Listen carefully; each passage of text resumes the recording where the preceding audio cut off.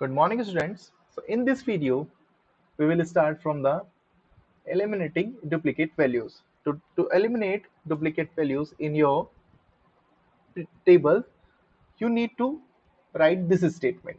Okay? तो सबसे पहले हम लोग एक बार चेक कर लेते हैं हमारी टेबल. सो टेबल चेक करने के लिए क्या करते हैं हम लोग क्वेरी लिखते हैं सेलेक्ट स्टार फ्रॉम और कौन सी टेबल से लेना है हमको लेना है ऑल स्टूडेंट्स से. जो हमारी प्रीवियस टेबल थी उसका नाम क्या था all students STU. Okay now semicolon. Okay so ये है हमारी टेबल जिसको हमने प्रीवियस वीडियो में जिसको हमने इंसर्ट की थी वैल्यूज. ओके सो अब हमको टॉपिक दिखना है एलिमिनेट करनी है डुप्लीकेट वैल्यूज को. ठीक है. So when the distinct keyword is specified only one instance of duplicate data is shown. Okay so जैसे ही आप लोग डिस्टिंक्ट वर्ड का यूज करोगे आपकी क्वेरी के अंदर, जैसे आप लोग लिखते हो सेलेक्ट स्टार, ठीक है, from your table name. Okay तो उसकी जगह क्या लिखना है अब आपको डिस्टिंक्ट लिखना है और जिस पर्टिकुलर कॉलम को आपको सिंगल वैल्यूज रखनी है या पर्टिकुलर डुप्लीकेट वैल्यूज हटानी है जिस कॉलम में से, वो कॉलम का नेम लिखना है आपको यहाँ पे. ठीक है. और ये आप जैसे ही आप लोग ये स्टेटमेंट लिखोगे यहाँ पे और आपको जितनी भी डुप्लीकेट वैल्यूज थी वो सारी क्या हो जाएगी हट जाएगी. ठीक है. तो कैसे करते हैं देखते हैं. यहाँ पे क्या करना है सेलेक्ट क्वेरी वैसे क्या वैसे लिखनी है. ठीक है. जैसे कि आप लोगों ने ये लिख दिया है यहाँ पे. अब अपन को करना क्या है डिस्टिंक्ट कीवर्ड यूज करना है. तो डी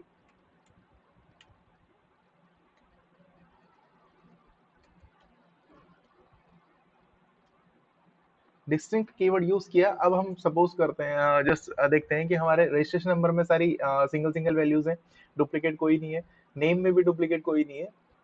बट हमारे क्लास के यहाँ पे अंदर डुप्लीकेट वैल्यूज हैं. ठीक है. जिसके दो टाइप की है जैसे कि 8A और 8B. तो अब हम काम करते हैं डिस्टिंक्ट करते हैं क्लास वाइज. तो जितनी डुप्लीकेट वैल्यूज होगी वो सारी क्या हो जाएगी स्किप हो जाएगी और केवल सिंगल वैल्यूज आएगी. जो जितनी भी सेम नेम की कॉपीज हैं वो सब हट जाएगी, केवल एक सिंगल कॉपी आपको शो होगी. तो वो कैसे होगी ये देखिए सेलेक्ट डिस्टिंक्ट पर्टिकुलर. जैसे यहाँ मार्क वन दे रखा है तो ये आपको पर्टिकुलर कॉलम का नेम है. फ्रॉम स्टूडेंट मतलब कि फ्रॉम जो भी टेबल आपकी है. ठीक है. तो हम लोगों ने यहाँ लिख दिया सेलेक्ट. ठीक है. फिर डिस्टिंक्ट वर्ड लगाया है कीवर्ड लगाया है जिससे और किसके ऊपर अप्लाई होगा ये क्लास जो भी आप नेम का आपका जो कॉलम है इस पे अप्लाई होने वाला है. फ्रॉम फिर ऑल स्टूडेंट यहाँ पे आपकी टेबल का नेम हो गया. ठीक है.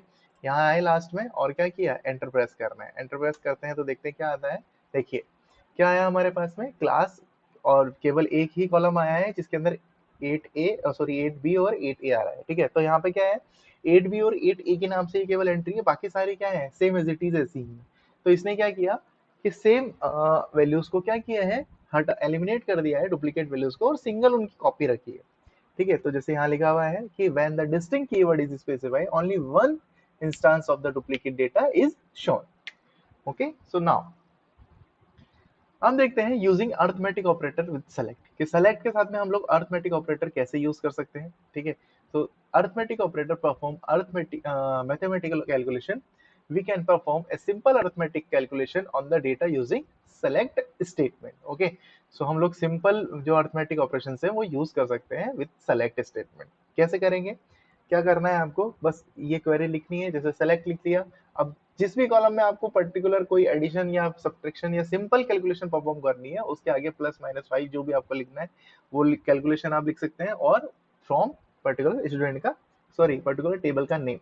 तो हमारे यहाँ पे जैसे कि मार्क्स है तो मार्क्स में एक काम करता हूँ मैं ऐड कर देता हूँ सब में 50 प्लस बोनस मार्क्स हमको जस्ट सपोज करो देने, या 50 चलो ज्यादा हो जाते हैं तो हम लोग 10 बोनस मार्क्स देते हैं यहाँ पे. ठीक है.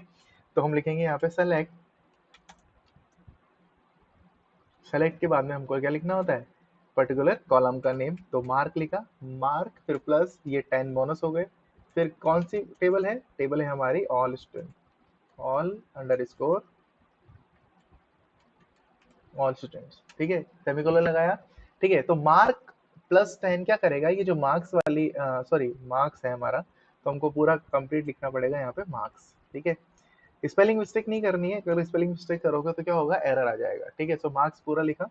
फिर अब जो भी कॉलम आने वाला है इसके अंदर क्या होंगे एड 10 होके आएगा. ठीक है. ये देखिए सो 640 सॉरी 640 क्या 460 466. ठीक है. तो यहाँ पे फर्स्ट में था 450 तो वहाँ पे क्या हो गया 460. ठीक है. यहाँ पे 56 था तो 10 प्लस हो गया 66 हो गया. तो जितनी भी वैल्यूज यहाँ थी वो सब में 10 क्या हो गया ऐड हो गया. ठीक है. ऐसे ही अगर आप माइनस करना चाहते हैं तो माइनस कर दीजिए। जैसे सपोज करो कि डिडक्ट करने हैं, तो यहाँ पे हम लोगों ने माइनस साइन लगाया और ये लीजिए, तो देखिए 40 हो गया। शुरू में 50 था, फिर 56 था, तो यहाँ पे 46 हो गया। ओके, तो इस तरीके से हम लोग क्या कर सकते हैं, सिंपल मैथमेटिकल कैलकुलेशन को परफॉर्म कर सकते हैं। हियर सम और एग्जांपल।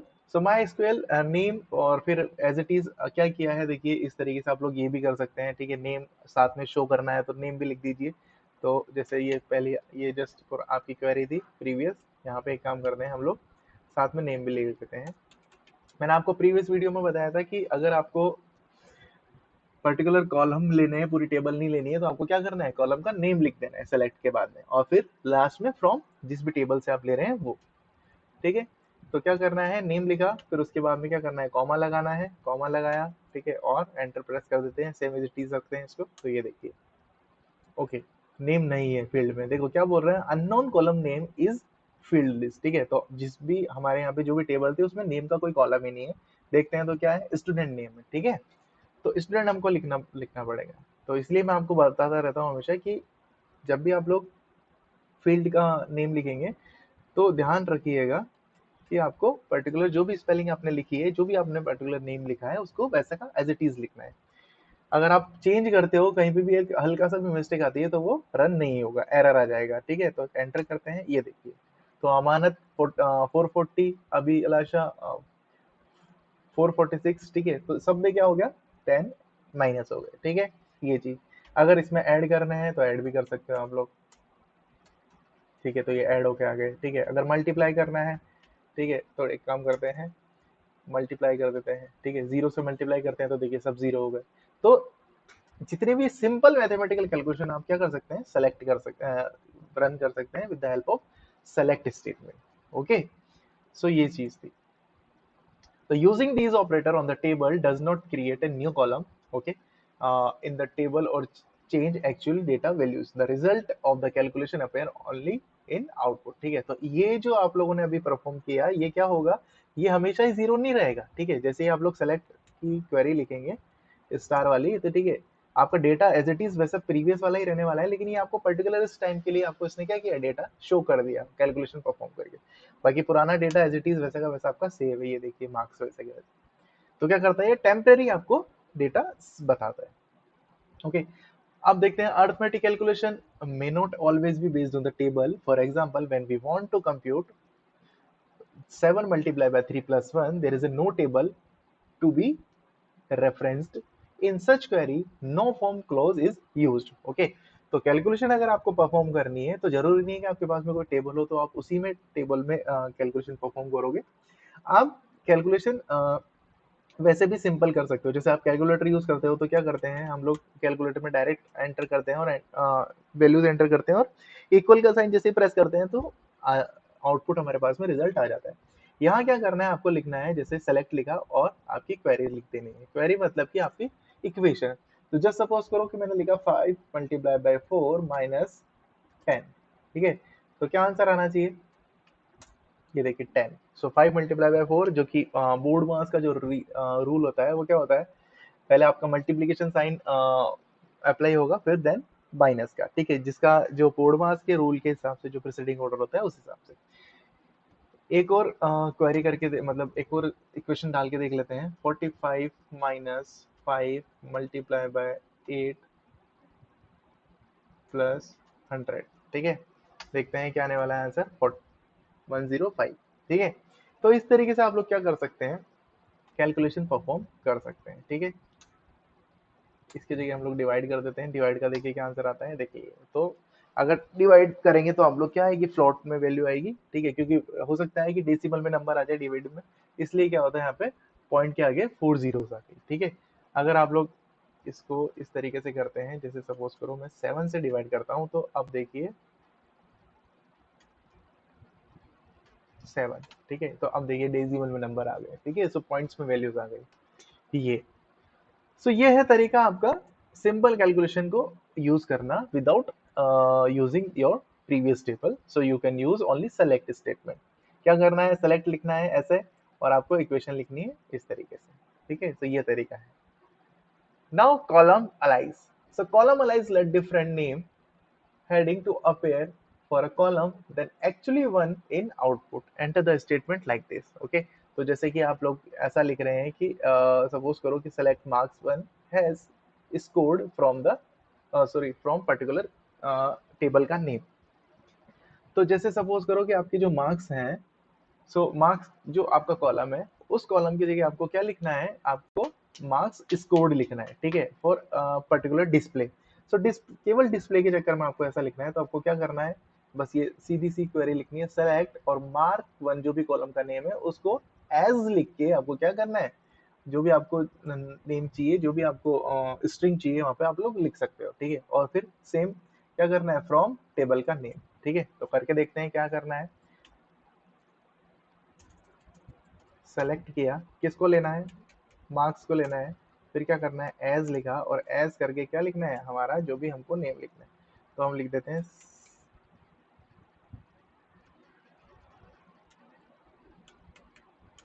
सिक्योर्ड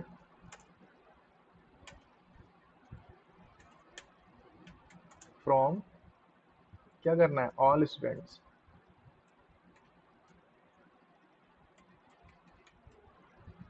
ये लीजिए, ठीक है। तो देखिए मार्क्स की जगह क्या आ गया आपका, सिक्योर्ड।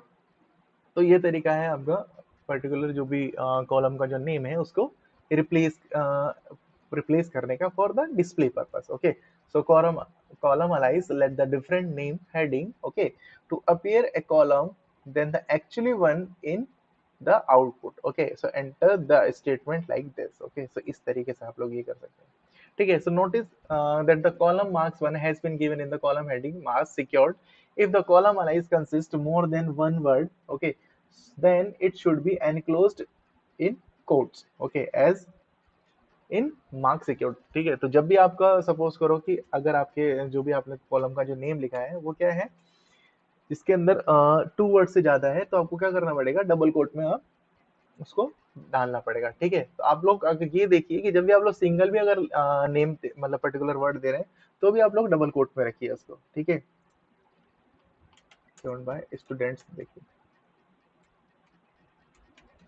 ये देखिए, तो अगर ये बोलना चाह रहा है कि जब भी आप लोग कॉलम का नेम जो सपोज करो मोर देन वन वर्ड अगर काम में ले रहे हो, तो आपको क्या करना है, उस पर्टिकुलर स्ट्रिंग को डबल कोट के अंदर लिखना है, देखिए इस तरीके से। तो ये मैं आपको बोलना चाहूंगा कि आप जब भी आप लोग एक सिंगल वर्ड भी अगर चेंज करें तो आपको क्या करना है, डबल कोट में ही लिखिए, ठीक है। ये तरीका होता है इसका।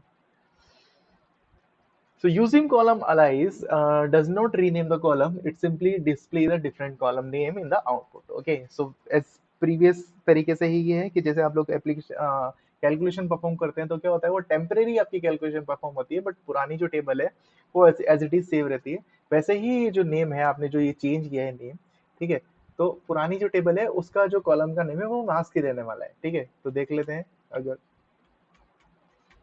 देखने के लिए क्या किया हमने, select star from the all student particular query लिख दी, और जैसे ही आप लोग इसको रन करोगे तो देखिए class, date of birth, marks as it is आ गया, ठीक है। तो जब भी हम लोग ये चीजें अप्लाई कर रहे हैं टू क्या बोलते हैं, कोई क्या मैथमेटिकल कैलकुलेशन परफॉर्म करने के लिए या फिर आपका कॉलम का नेम रिप्लेस करने के लिए, तो ये एज इट क्या होता है, केवल डिस्प्ले पर्पज के लिए है, वो टेम्परेरी। बट जो एक्चुअली में जो आपकी टेबल जैसे आपने वो बनाई है सेम एज इट इज वैसे ही रहने वाली है, ठीक है। अब देखिए, अब एक और तरीका है कि we can put any string between the column by this statement. Okay, तो देखिए क्या है कि अगर हमको सपोज करो, मैं आपको बता दूं कि जैसे ये है कि रजिस्ट्रेशन नंबर, नेम आ गया, फिर क्लास आ गई, और यहाँ पे आपको क्या करना है कि आपको लिखना है कि जैसे role number 1, register number 1 Amanat has scored 45 sorry 450 marks, आपका आपको ऐसा लिखना है, और ये बीच में से इन सबको हटाना है, या फिर इनको भी रख सकते हो आप लोग, और कोई एक नई स्ट्रिंग वो ऐड करना है। तो उसके लिए आप लोग क्या करेंगे, उसके लिए आप लोग ये चीज फॉलो करेंगे, क्या करना है, वही लिखना है, सेलेक्ट, फिर रोल नंबर, फिर नेम, और बीच में क्या करना है, आपको स्ट्रिंग लगा देनी है जो भी आप लोग लगाना चाह रहे हो, ठीक है। मार्क्स स्कोर्ड, ठीक है, और हैज स्कोर्ड द मार्क्स 1 लिख लगा दिया, उसके जस्ट बाद में मार्क्स आ गए, और फ्रॉम जो भी आपके टेबल नेम है वो। अब मैं आपको बताता हूँ कि हम लोग यहाँ पे लिखेंगे, मैं आपको ये तरीका बताता हूँ कि हम लोग कुछ और लिखना चाह रहे हैं, ठीक है। जैसे कि सबसे पहले हम लोगों ने लिखा सेलेक्ट, फिर हम लोग लिखेंगे रजिस्ट्रेशन नंबर, रजिस्ट्रेशन नंबर लिख दिया। इसके बाद में हम लोग लगाएंगे, फिर लिखेंगे हम लोग स्टूडेंट नेम, तो std_name, स्टूडेंट नेम आ जाएगा। फिर उसके बाद में ऑफ क्लास लिखते हैं, ठीक है। अब ऑफ लगाना है तो ऑफ एज इट इज नहीं आएगा, आपको क्या करना पड़ेगा, सिंगल कोट के अंदर ऑफ लिखते हैं। आ गया, ठीक है, सिंगल कोट के अंदर ऑफ आ गया। अब क्या करना है आपको, कॉमा लगाना हम लोग भूल गए, देखिए कॉमा लगा दिया यहाँ पे, फिर वापस कॉमा। अब लिखते हैं क्लास, ठीक है। तो यहाँ से क्या आ जाएगा, क्लास की वैल्यूज आ जाएगी जो भी है। फिर उसके बाद में डेट ऑफ बर्थ हम लोग छोड़ देते हैं, कोई दिक्कत नहीं, डेट ऑफ बर्थ लाइन में सही नहीं लगेगा। फिर लिखते हैं हैज स्कोर्ड, तो हैज स्कोर्ड जो स्ट्रिंग लिखनी है उसके लिए क्या करना पड़ेगा, स्कोर्ड लिख दिया, ये हो गया यहाँ पे। और अब यहाँ पे हम लोग लिखते हैं मार्क्स, ठीक है, मार्क्स आ गए, और यहाँ पे ठीक है, ये हो गया। अब आपको क्या लिखना है, बस सीधा सा टेबल का नेम अंडरस्कोर student, ये लीजिए, ठीक है, फ्रॉम ऑल स्टूडेंट्स। तो अब इस क्वेरी के हिसाब से क्या आना चाहिए, सेलेक्ट लिख दिया, सेलेक्ट के बाद में क्या आ जाएगा, रजिस्ट्रेशन नंबर आ जाएगा आपका, फिर नेम आ जाएगा, उसके जस्ट बाद में आएगी स्ट्रिंग जो कि हमने पुट की है ऑफ, एक वर्ड आ जाएगा। फिर उसके बाद में आ जाएगा क्लास, पर्टिकुलर जो भी क्लास से वो स्टूडेंट है, फिर आएगा हैज स्कोर्ड एंड मार्क्स आ जाएगा। फिर उसके बाद में, उसके जस्ट बाद में क्या आएगा, फ्रॉम, सॉरी, मार्क्स आ जाएगा। और ये सब किस में से आने वाले हैं, from the all student name की जो टेबल है वहां से, ठीक है। तो क्वेरी एक बार चेक कर लेते हैं, सही है, हमने सारी चीजें एज इट इज ऐसे कैसा लिख दी, ठीक है। एंटर प्रेस करते हैं, देखते हैं क्या आता है, ठीक है। तो देखिए ये आ गया, ठीक है। तो roll number 1, register number 1, Amanat of 8th B has scored 450 marks, ठीक है। अच्छा, लास्ट में एक काम करते हैं, इस स्ट्रिंग को हम लोग ऐसे ले लेते हैं, मार्क्स और लगा लेते हैं, ठीक है। तो ये आपकी पुरानी जो है, यहाँ पे इसको कॉमा लगा के हम लोग मार्क्स के बाद में यहाँ पे मार्क्स और लिख देते हैं, मार्क्स, ठीक है। ये लीजिए, अब इसको एंटर करते हैं, तो देखिए ओके, देखिए मैंने क्या किया है, मैंने लिखा है पूरा नेम, ठीक है, डबल कोट में नहीं लिखा है, इसलिए क्या हुआ कि उसने क्या किया, उसने फाइंड कर लिया कि इस नाम की कोई कॉलम है, तो उसने उसी को शो कर दिया, ठीक है। बट आपको मार्क्स चाहिए तो आपको क्या करना पड़ेगा, मैंने बताया था कि जो भी स्ट्रिंग आपको लगानी है वो क्या करना है, सिंगल कोट में लगाना है। तो यहाँ पे सिंगल कोट लगाया, अब देखिए तो लाइन बन गई, पूरी स्ट्रिंग बन गई कि नंबर, जो रजिस्टर नंबर 1 है, 1 Amanat Ali of 8th B has scored 450 marks. Second है, second Abhilasha of 8th A scored 456 marks, ठीक है। तो इस तरीके से ये पूरी एक लाइन बन गई, ठीक है। ये तो अभी जब हमने एरर आया था तो उसमें क्या हुआ था कि हम लोगों ने मार्क्स डायरेक्ट बिना कोड के लिख दिया था, ठीक है। तो बिना कोड के लिखने से इसने क्या सोचा, सबसे पहले ये फाइंड करेगा इस नाम का कोई फील्ड है क्या यहाँ पे, तो अगर कोई फील्ड है तो वो शो कर देगा, अदरवाइज क्या करेगा, ये एरर बता देगा, ठीक है। तो देखिए मैं एक बार आपको एरर भी लगा के बता देता हूँ, ठीक है। तो अभी क्या करेगा, ये मार्क्स, ये मार्क की जगह, सॉरी, मार्क्स की जगह मैंने मार्क लग दिया। अभी ये क्या करेगा, आपको एरर बताएगा, ठीक है। तो देखिए क्या है, unknown column mark in field. But अगर मैं इसको डबल सिंगल कोट के अंदर डाल देता हूँ तो क्या होगा, ये एज इट इज प्रिंट हो जाएगा, ठीक है। तो ये है तरीका आपका कोई भी स्ट्रिंग को पुट करने का, जब भी आपको कोई स्ट्रिंग अगर मान लो डिस्प्ले में आपको चाहिए तो ये चीज। नेक्स्ट देखते हैं क्या, retrieving specific row where clause, okay. So where clause है,